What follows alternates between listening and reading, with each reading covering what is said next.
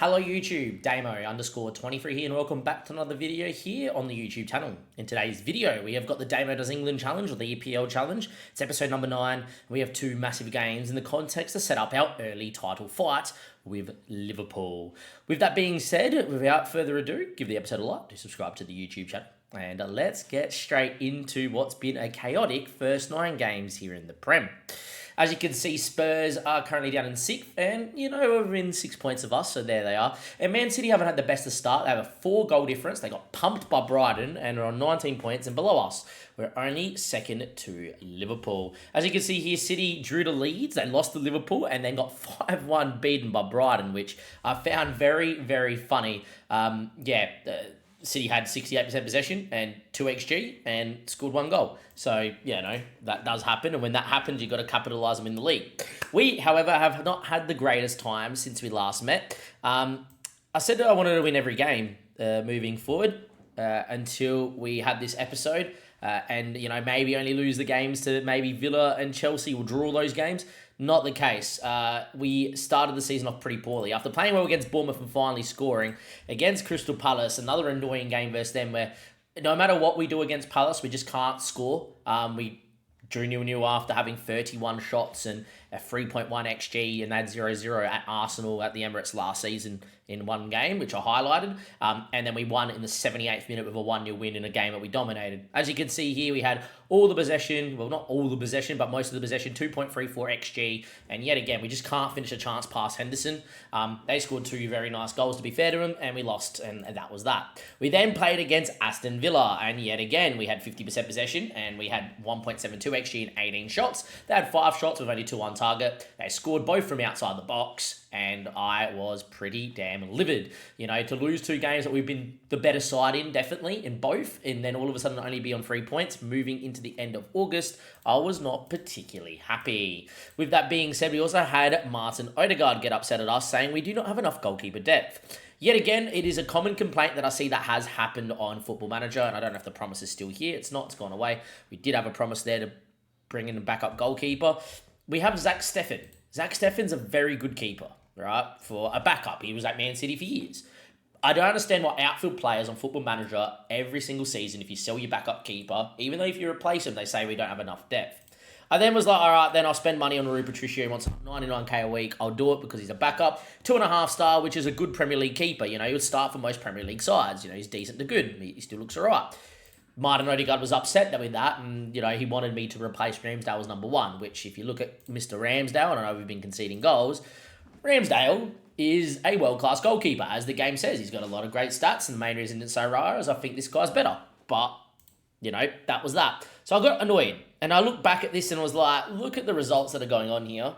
It's whatever. We played Leicester, we won 2-0. Dewsbury Hall got sent off. We looked pretty good. Osimhen scored and then finally started to score a little bit. He's got 7 in 8, which I said he needed 10 in 8 to be good by this period. So he's been a little bit, not bad, but whatever. Then against Chelsea, we played again and we conceded a couple and we were lucky to win. Osimhen scored a 95th minute winner, which you're about to see here in a second. And when I saw this game, I was like, all right, something needs to change in the tactic because A, we keep conceding no matter what, and then it's very annoying to concede.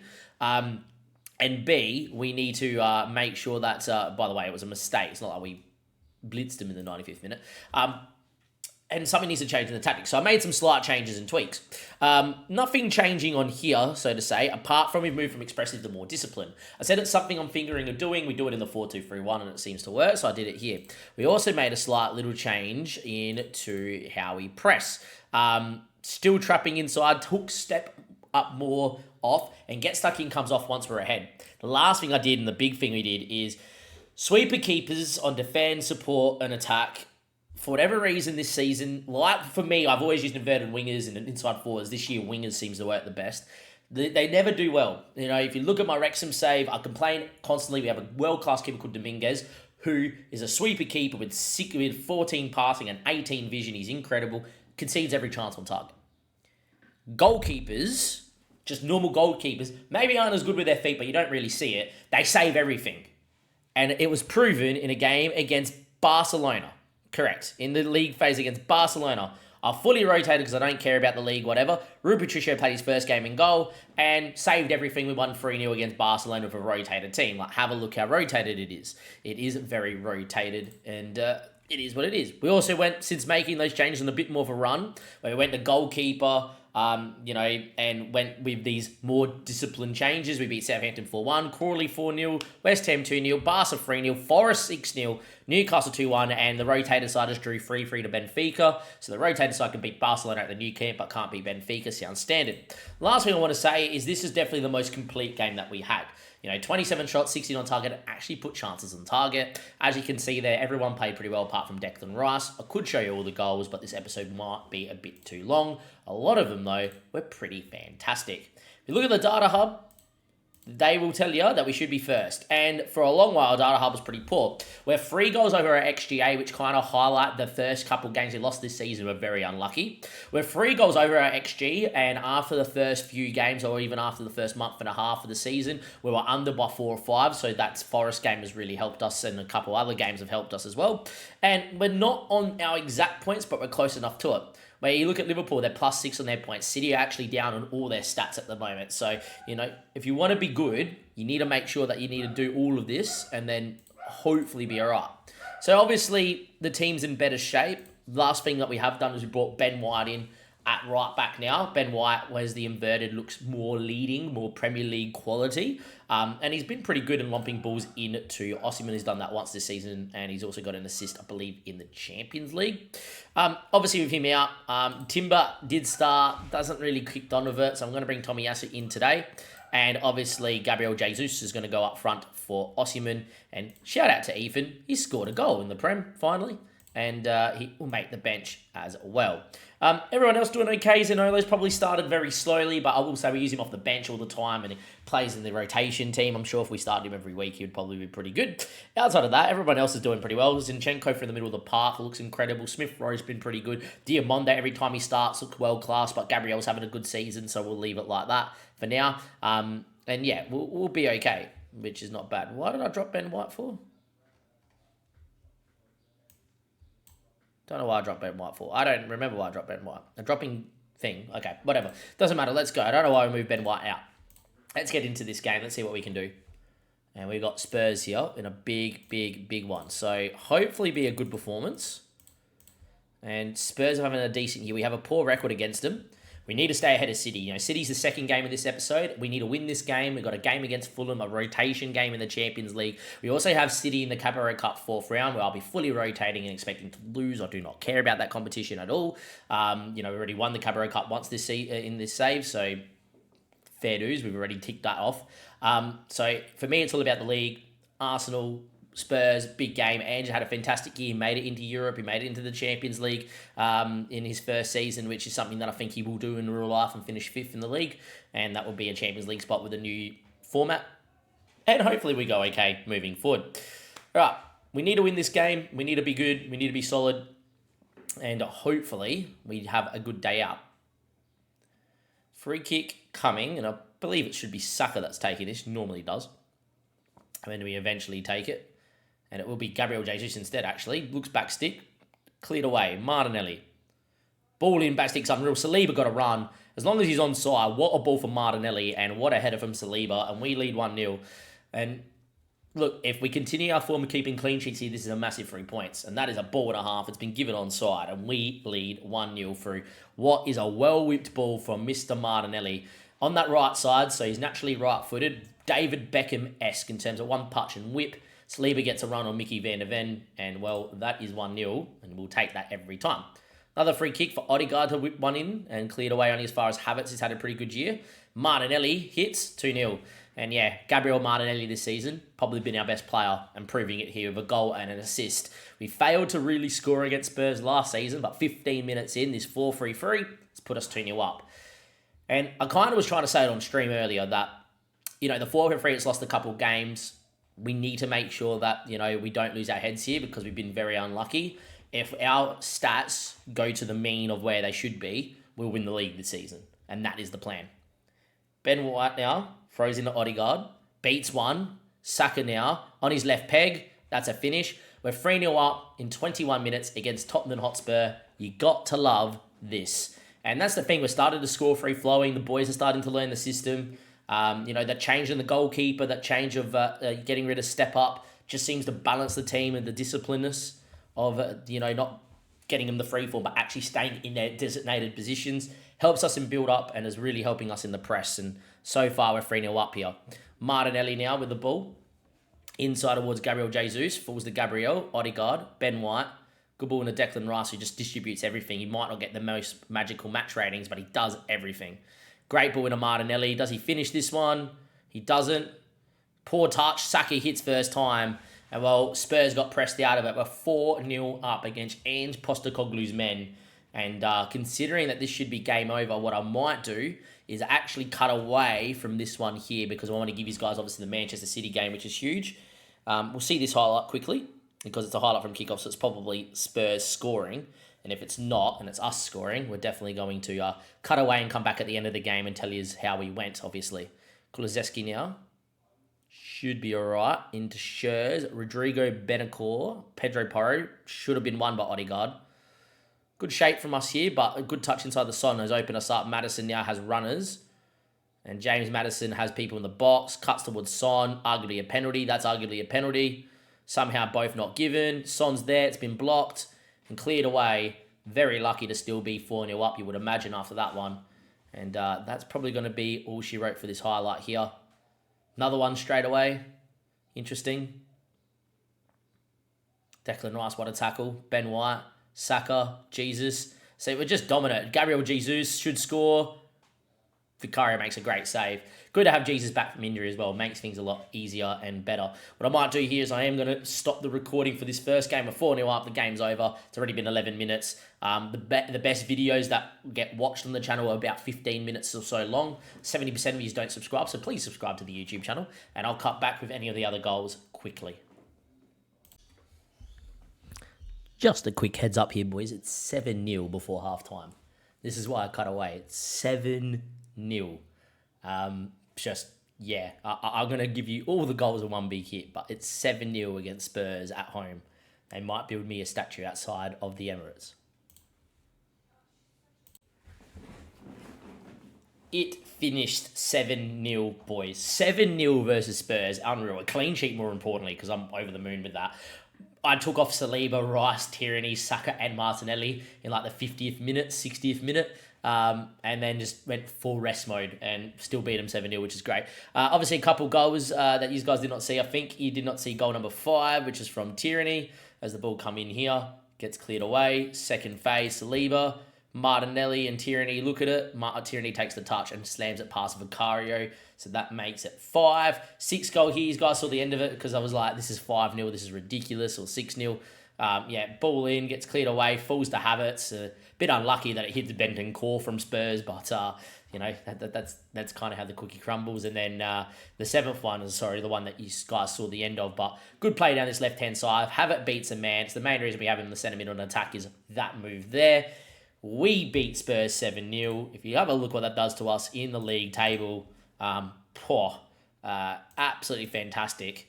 And that currently puts us top. Our goal difference is 22 already because we pumped a few sides. And when we get going, we get going. And the system, once it's built and learnt, we look fantastic. Liverpool need to win their game in hand to go back top. But we were over the moon. Apparently, Odegaard needs to be rested. I don't know about that. We just rotated. We're going to be rotating here. I'll see you guys after we throw away the Carabao Cup against City, beat Fulham, and hopefully beat Celtic with a rotated side, and then Manchester City at home, and maybe we could put 5 or 6 past City as well.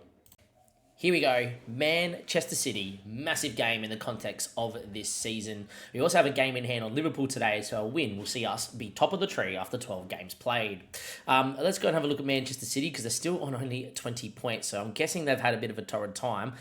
They lost to Palace, which, look, we did that this season, and they drew to Villa, so maybe Villa and Palace are not as are more difficult than I'll give them credit for, considering we lost to both of them early on in the season. Liverpool have already played, and I don't think they won. They must have drew, or else we could not go top. They lost to Bournemouth, so a team that we beat on the opening day beat Liverpool. So big opportunity for us here against City. In terms of the results since we last met, here we did lose the City 2-1 in the Carabao Cup fully rotated. We beat Fulham 4-1. Unfortunately, Saka got injured, so Zanolo played out wide on the right. We absolutely dominated, and we looked pretty good conceding there, unfortunately. And the fully rotated team beat Celtic 3-0 at the Emirates, and we looked very good. Now, this is a massive game in the context of this year, so it is upsetting to not have Saka, but it is what it is. Ethan will move out to there, but his name will be Zanolo, who's not 100% fit, but he will start, and then if we need to bring someone else in, we will. Look, it is what it is. Without not having Saka. Saka's one of our PSG, but we will not be selling for any man or for any amounts of money, considering we need to win the title with this team. Look, this team is still good enough to beat Manchester City. I'm hoping that 45 minutes of Zanolo is enough to get us a goal, and then we'll probably look to bring Ethan or even Gabriel Jesus out there as well. Important to note that we do have Victor Osimhen fit and available for this game here as well. We'll start him over Jesus, considering the form Osimhen's been in, and he does love a big game. Now, let's go and see who is up front here and who is lining up here for City in this monstrous game. We've played him numerous times throughout. If we can play as well as we did against Spurs and put chances away, we can beat City here and really look to win the title this season. Alvarez, Foden, Gonzalez, Kovacic, Silva, and Phillips, Cancelo, Akanji, Diaz, Lewis, and Edison. Walker's on the bench, who we've nearly signed, to be fair, and no Haaland kind of means that he's probably injured. He got injured in the first season as well, but played pretty well. When he was not there, and still won Golden Boot. Now, in this system, I do expect City to really dominate the ball, but I would hope that we win it in a pressing situation, be able to find a chance. I think if you told me that we draw to City home and draw to City away and win all the other games, I'd be pretty happy with that. But, considering we have a chance to go top here today, I think winning is, if we win this game, we can win the league. If we don't win this game, I don't know if we will win the league, but yeah. Odegaard gets in the area, cuts it to Victor Osimhen, and that's a world-class save from Edison. The only man and the only reason why we are not in a Champions League final at the end of last season is because of that boy in goal. And it should have really been a goal from Osimhen, though, and he really has to score that chance for 107 mil. He cannot be missing in and around the 6-yard box.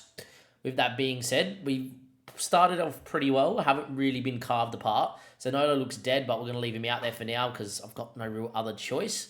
And Akanji now on the ball finds Bernardo as he looks inside to Alvarez. Well done, Gabriel, for stepping up. Saliba now. Poor ball. Kovacic finds Alvarez. This is probably going to be 1-0. He's hit the post. Wow. And Bernardo will pick it up. Poor clearance there from Tierney. Ruben Diaz. Bernardo again inside. Can we get away with this highlight? Maybe not. We do. We're very, very lucky. They want me to bring on Gabriel Jesus. We might do. We're going to get Zanolo to half-time as Odegaard puts one just wide past the post from the free kick. This is quite the game so far. Pretty end-to-end, even in possession. That first goal will be crucial here today because I don't think we'll keep a clean sheet. But we're good enough to score against City if we want to. Phillips there into Kanji. Ruben Diaz finds Bernardo, who has a runner. And Alvarez, who tried to tip Ramsdale, but in good position was the keeper. And very well claimed by Ramsdale in net. Time ticks away. We get into halftime at 0-0, which is not bad. I'm going to tell him far from pleased, but I'm actually overly pretty happy. We're going to get Zanolo off here as well, and his name is going to be Gabriel Jesus to go in there. I think if you look at Jesus, you can play in multiple roles. I think the winger role is the best role. They're going to try and tell me he's more of an advanced forward in there, but I think as a winger, he plays okay. So we're going to leave him out there as a winger for now. And we're going to start the second half and see how we go here. Could move Martinelli to the other side and get Jesus as the inverted wing on the other side, but I don't particularly mind. If you look at the match momentum in the top right corner, we've been slightly the better side, but pretty even throughout. Gabriel now picks it up as we look to build from the back, and Saliba has options in front of him. He could fire the ball to Odegaard, which he does. Jesus makes a great run, and Gabriel Jesus, with a poor touch, allows Cancelo to sweep up. With a better touch, he's in. Ben White, Gabriel Jesus, does he take his man down the line? Instead, he plays it inside the Odegaard, who gets towards the byline. He cuts one back stick. Martinelli's there, heads down to Havertz. That is a smart header for Martinelli, who's been our best player this year. And Havertz fires home from the centre-mid on attack roll. At his height, he is a menace in the box. And that's a great side foot volley, very technical. And we lead 1-0 against Manchester City. In a game that we win, I think we're favourites for the title. And Martinelli heads down. Mr. Havertz is there. And we lead 1-0. Havertz also playing for a bit of an injury too. But hopefully he'll be all right. Unfortunately, Odegaard gets injured straight away. Zinchenko's the obvious like-for-like replacement, so we will do that. and I think we're going to leave the rest out there. Havertz is only playing for a slight knock, and he's retraining, turns to training tomorrow. So we might try to leave him on for as long as possible as well. Zinchenko comes in very much like for like. They're probably better the other way around, those two, and we might move them around and do that. Declan Rice on a booking. Havertz is actually ready to come off. Might move Declan Rice actually into the box-to-box role, considering we are 1-0 up here, and I might get Thomas Partey in as well to get him off. Gabriel Martinelli's a little bit unfit too, but I'm not going to be bringing him off anytime soon, considering how important he is to us. If you have a look at his stats this season, he's got 7 goals and 7 assists in 11, which means he's got 14 returns in 11 matches this year. Time ticks away, 70 minutes played. We still lead 1-0. We're still looking pretty good out here. I'm actually going to get us to start slightly time wasting as well in this system. Time is ticking and 76 minutes are now played. We are now going to get Ethan out there up front because he can play off the last man and do it very well. Ben White's not happy. Martinelli's also not 100%. I think we're going to get Smith Rowe on just to go and create. And I think this is going to be the game that Tommy Ashley comes in for Ben White, even though we've done pretty well. And we're not. I'm going to leave the back four then the same, and I still make that change for Martinelli and Ethan. Time ticks away. There's 15 minutes, 10 minutes now to go. A clean sheet is imperative here if we can make it. We've been the better team in this second half, looking at the match momentum. Time ticks. There's 6 minutes at a time. Is there going to be a highlight here? Or are we going to hold City to a 1-0 win? There's a highlight, but it might be for Zinchenko to shoot. So he goes short to Ethan. He hits one. Oh, wow. Would have been a great goal from the Wonder Kid as he hits the ball and it comes out. Would have been the icing on the cake to see that. Now, City get a chance to build from the bat. They will play their football. Highlight ends mercifully. And, well, that is a massive, massive win in the context of this season. We beat Spurs 7-0 in a monstrous game at the Emirates, and we go and beat Man City 1-0 at home. Ramsdale man of the match, telling you guys, get off sweeper keeper, moving the goalkeeper in the fence, and they will not concede too much. Odegaard's out with a fractured lower leg. Wow, one of our best players is out for the remainder of the season. A fractured lower leg is about 7 to 9 months. It's only 2 to 3. Okay, that's not too bad. It's better than a broken lower leg then. So Odegaard is not going to be back until February. That is a big miss in the season, but it does mean that Zinchenko now can play in the role, and he's going to be very good in there. Obviously, losing a world-class midfielder like Odegaard is unfortunately not what we want. However, we have played and we have beaten Man City, and as bad as it sounds, I'd rather Odegaard break his leg and we beat City than obviously us draw or lose to City and him to be fully fit, I think, because he would rather be top of the table. In terms of next episode, it has to be Liverpool, considering this. So I'll see you guys for Liverpool. We're going to play Everton, Atlanta, and Manchester United before we play Liverpool at the start of December. That is a monstrous game at Anfield. If we can get a point there, that is huge, because then we could just go to the Emirates later on in the season and try and hold on against them and win. Our run home isn't too bad. You're going to have Man United, Liverpool as a run home game, Spurs as a run home, and Spurs and City in a run home game. And look, hopefully, fingers crossed, it will be okay without Odegaard. But he will be back at the start of February, which isn't too bad. See you guys next time. Thank you very much for checking out the episode. Give it a like, subscribe to the YouTube channel. Will we win the league this year? Things are looking promising. Hopefully we don't get any more long-term injuries, as that's the second big one this season, or with Jesus who ended it the last season. We should be okay. See you guys next time. Thank you and goodbye.